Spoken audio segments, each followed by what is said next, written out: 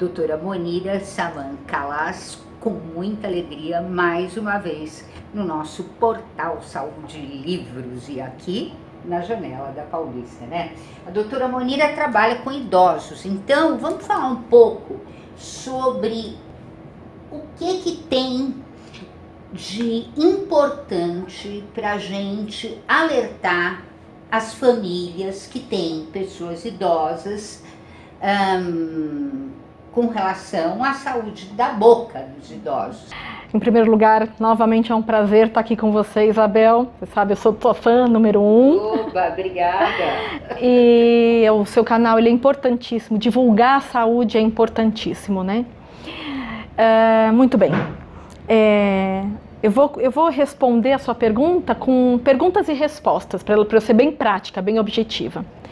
Então, eu recebo no meu consultório um paciente que ele me fala, olha, o meu pai não come mais pela boca, ele usa uma sonda, precisa escovar os dentes se ele não come? Resposta, precisa. A gente continua vivo, né? Independente de não usar a boca, independente de não usar as pernas, por exemplo, independente de não usar as mãos. Então, resposta simples, da mesma forma que a gente tem que dar banho no nosso pai que é acamado todos os dias, a gente também tem que escovar os dentes dele. Né? São órgãos vivos, tem as bactérias boazinhas, mas tem as bactérias que são oportunistas, elas estão lá. Então, se a boca fica sem escovar, elas aproveitam para se proliferar. Então, é aquele idoso que às vezes ninguém mais quer chegar perto porque tem mau hálito, né? Que a boca fica cheia de cálculo, de tártaro e a gente não sabe porquê, não imagina porquê. Né? Então, precisa escovar a boca mesmo que não come mais pela boca. Assim como você toma banho, mesmo que não anda ou não... Né? Muito bem, pergunta número 2. Meu pai, vou falar sempre meu pai, que meu pai é uma figura importante para mim. Meu pai, ele também não come mais pela boca, só que a dentista identificou que ele tem 2 dentes quebrados. Precisa judiar dele e tirar esses dentes? Não pode deixar esses dentes? Resposta, precisa tirar. E aí tudo a gente tem que colocar na balança, né? Então, os procedimentos odontológicos, eles ficam muito associados à dor, né? Então, tirar um dente fica muito associado à dor, tratar um canal fica muito associado à dor.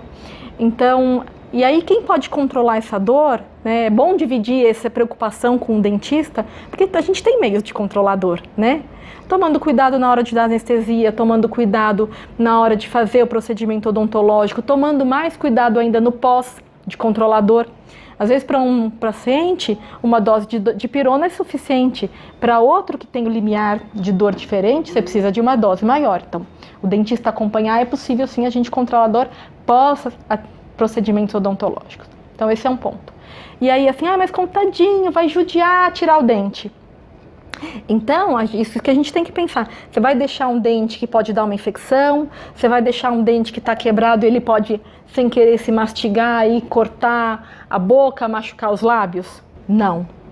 Então, precisa sim tratar os dentes. Os dentes precisam estar em ordem.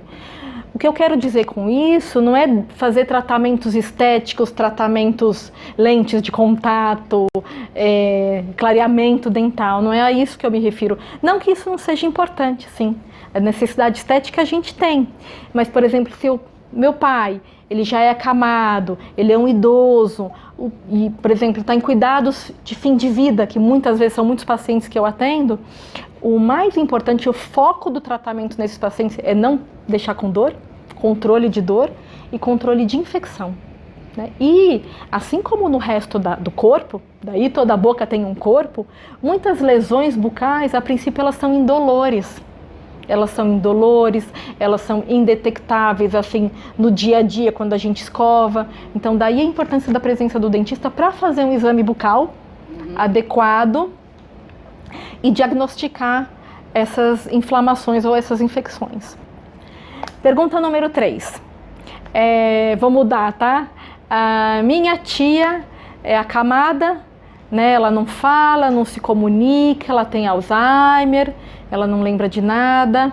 Então a gente decidiu tirar a dentadura, porque ela não precisa mais da dentadura.